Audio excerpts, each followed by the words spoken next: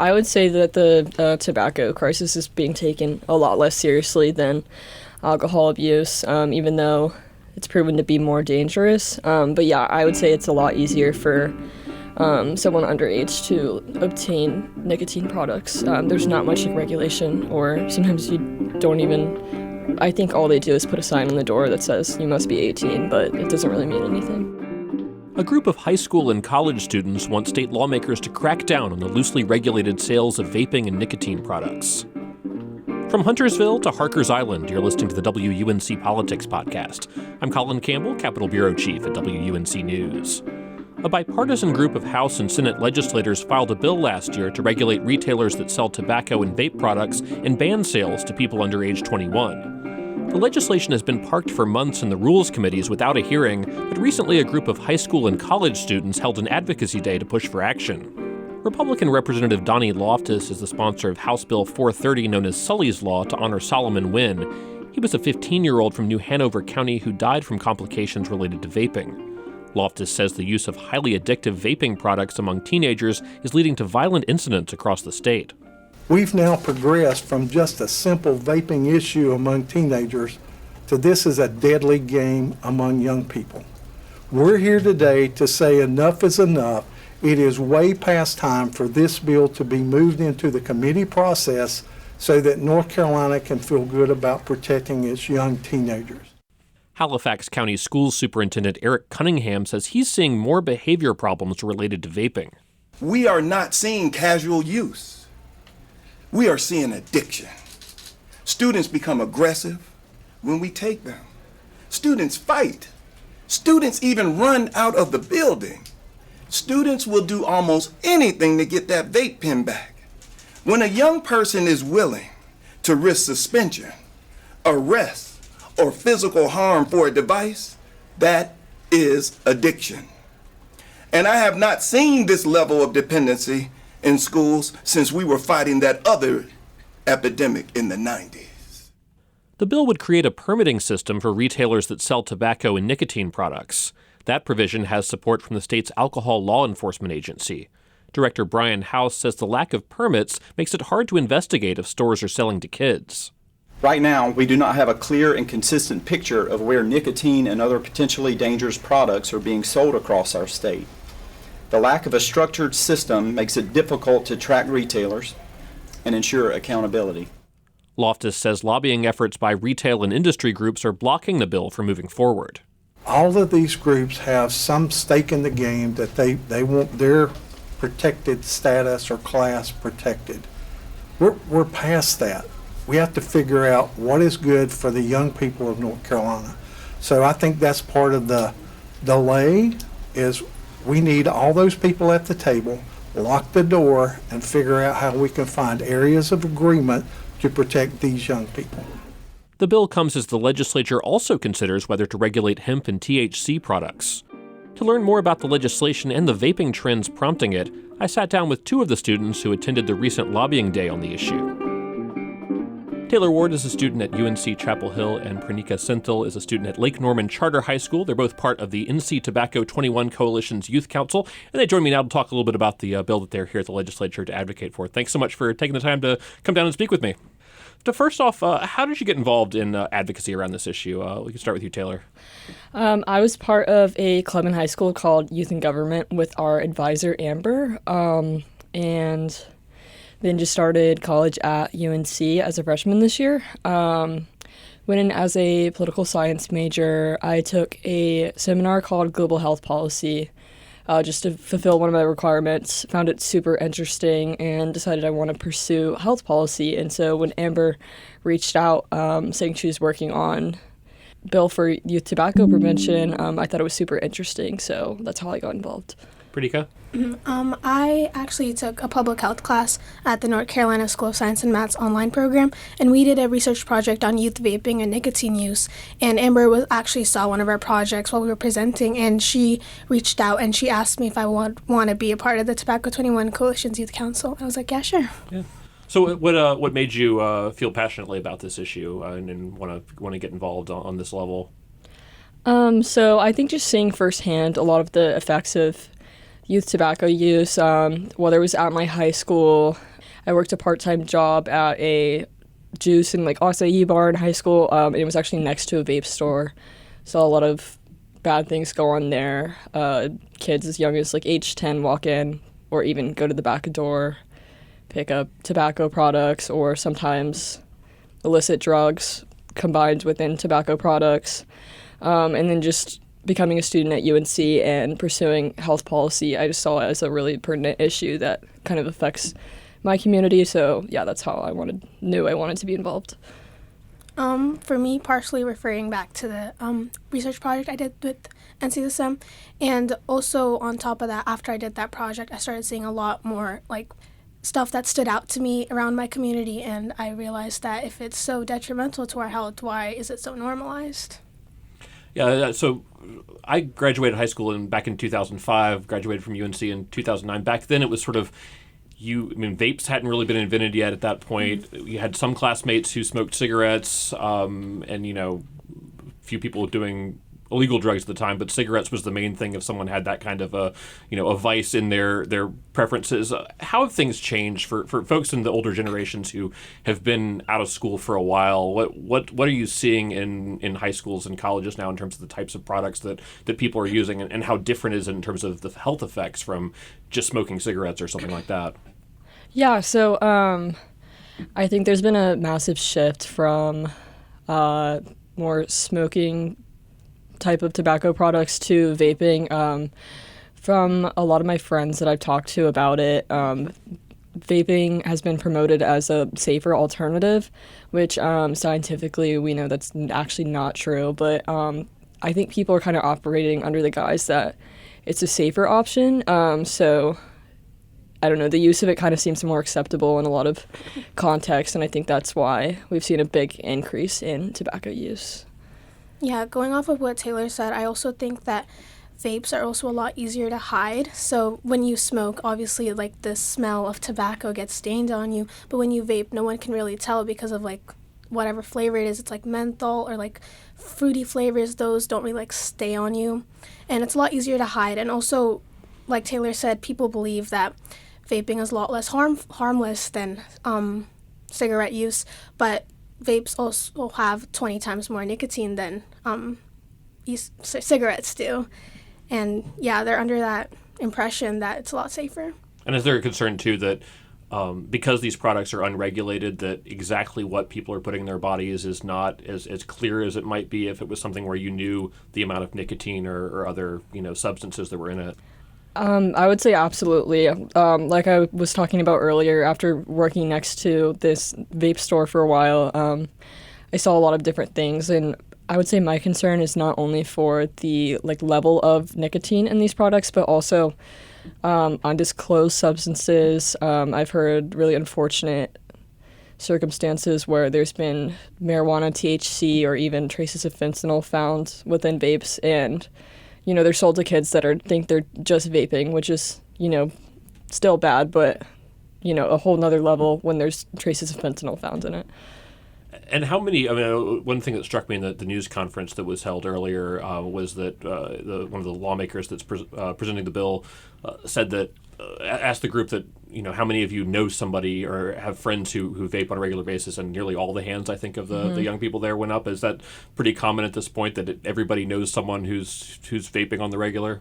Yeah, at least my brother goes to a public school in North Raleigh, and he says he's not able to go to the bathroom without getting hit with a vape.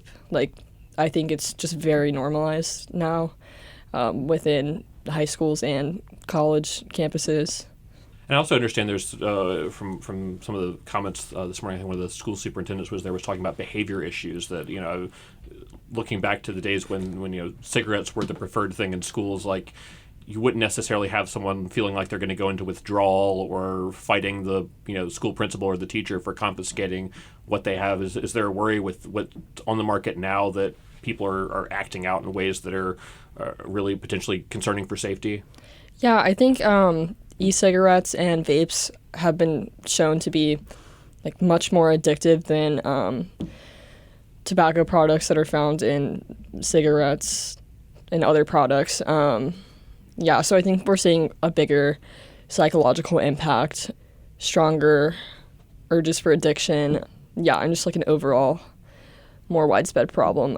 I've seen, at least in my friends, with smoking versus e-cigarette use, I've seen the people using vapes have a lot harder of a time like quitting. Yeah, and also I think that the flavors is part of what adds to it, and the flavors are also what draws more younger kids to it, because I've heard of second graders, third graders having their vapes confiscated in my local elementary school. And But if that's it's got, a unicorn flavor or yeah, rainbow like, or fruity things. blue yeah. raspberry, tropical. So what sort of shops are you seeing, and Taylor, you sort of alluded to this, are popping up around schools, and do you have a sense for whether they're actually locating in these places to be like next to a high school where they can sort of entice people to pop in there? Absolutely. I mean, I think I'm from Wake County, but if you were to go around every major public school there, I would bet money that you'll be able to find a vape shop within a mile. And then I can also speak to like the college side of things. Like I go to Chapel Hill, and if you walk, Franklin Street has at least 3 vape shops.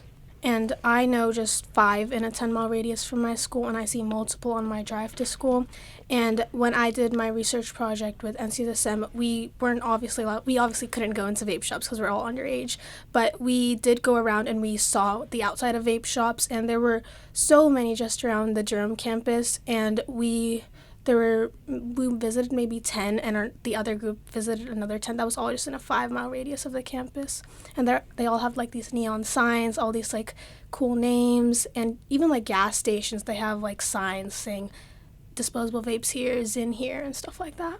And I guess there's a sense that there's not a whole lot of like ID verification. It's not the same way like if you're under 21 and try to go in an ABC store and buy some liquor, the odds that you are successful in doing that and don't just get kicked out immediately are pretty slim. But I imagine it sounds like these stores, people are definitely getting in there and underage and still able to buy stuff. Yeah, I would say that the tobacco crisis is being taken a lot less seriously than alcohol abuse, even though it's proven to be more dangerous. But yeah, I would say it's a lot easier for someone underage to obtain nicotine products. There's not much like regulation, or sometimes you don't even, I think all they do is put a sign on the door that says you must be 18, but it doesn't really mean anything.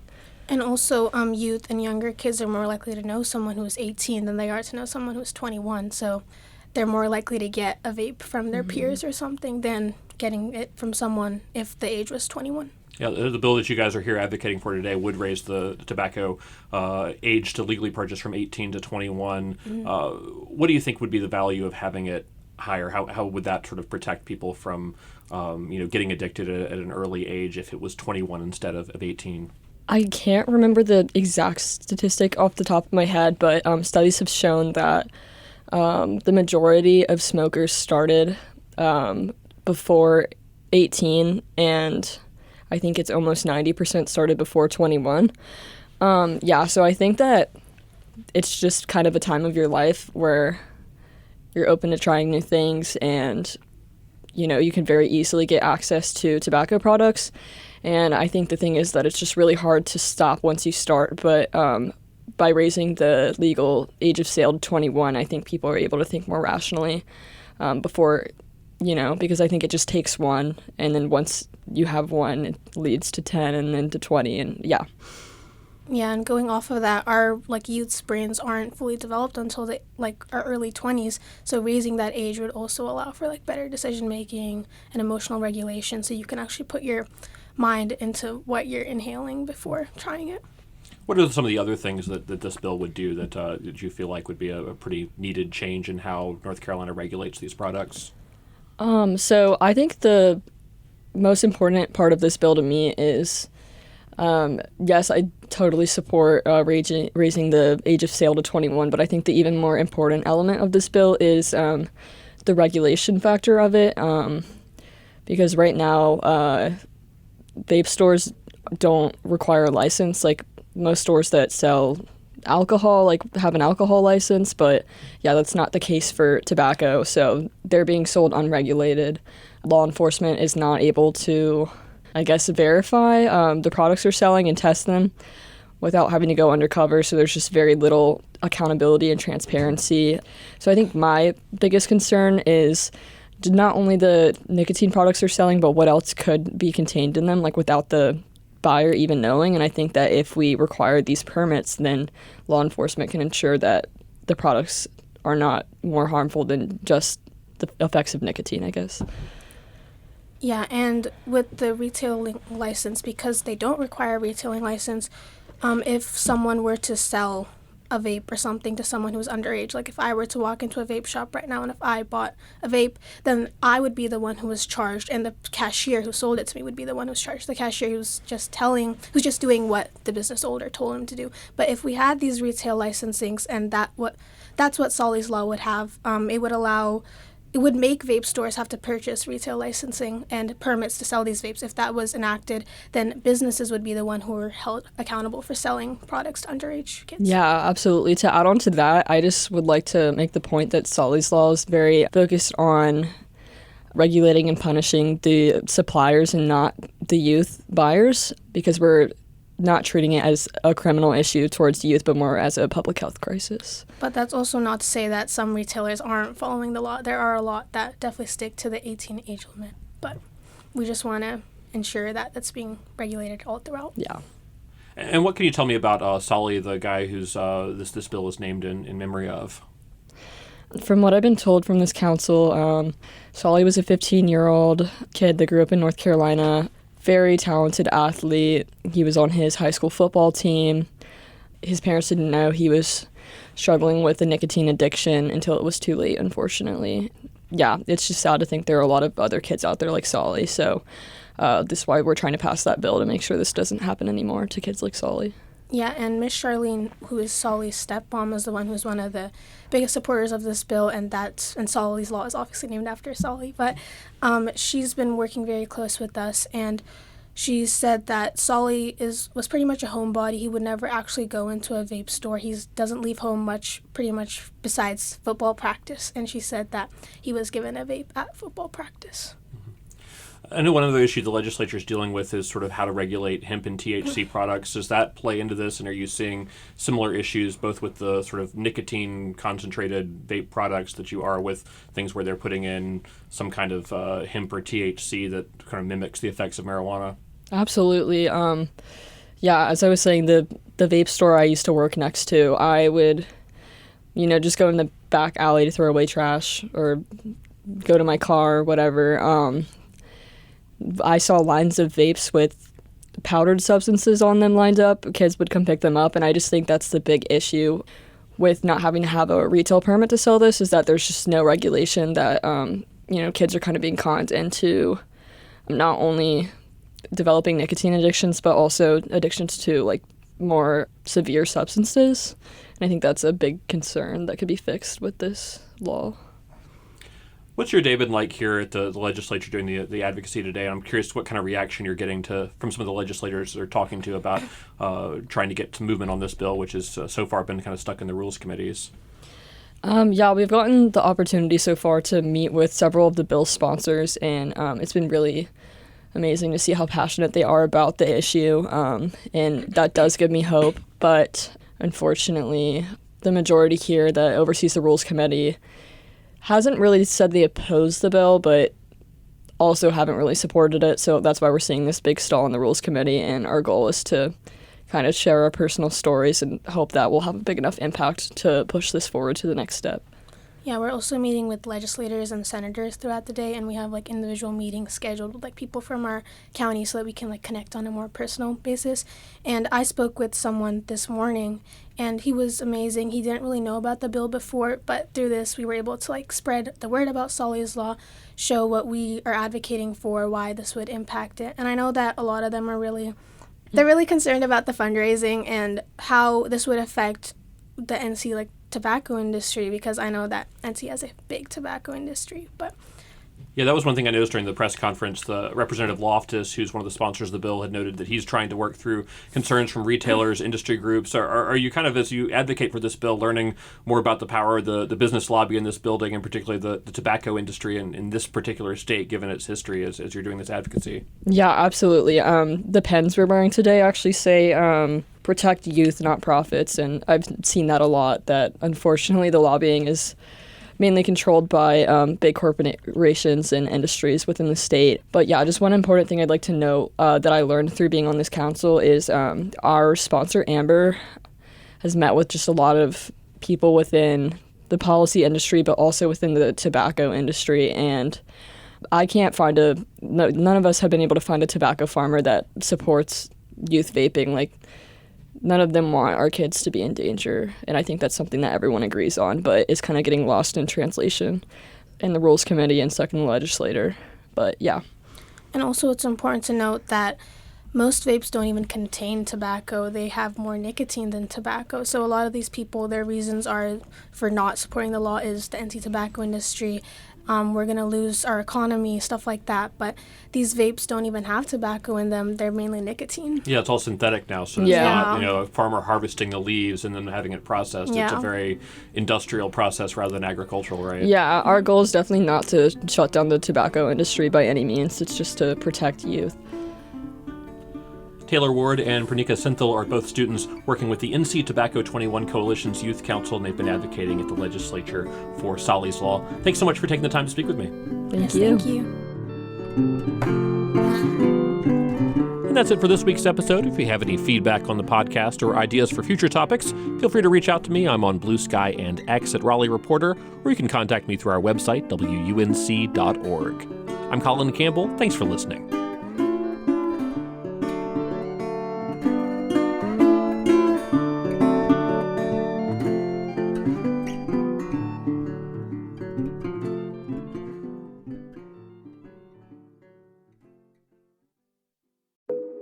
Each story you hear on Planet Money starts with a question. What happens if we refund tariffs? Why are groceries so expensive? At NPR, we stand for your right to be curious, because the forces shaping our world can be hard to see.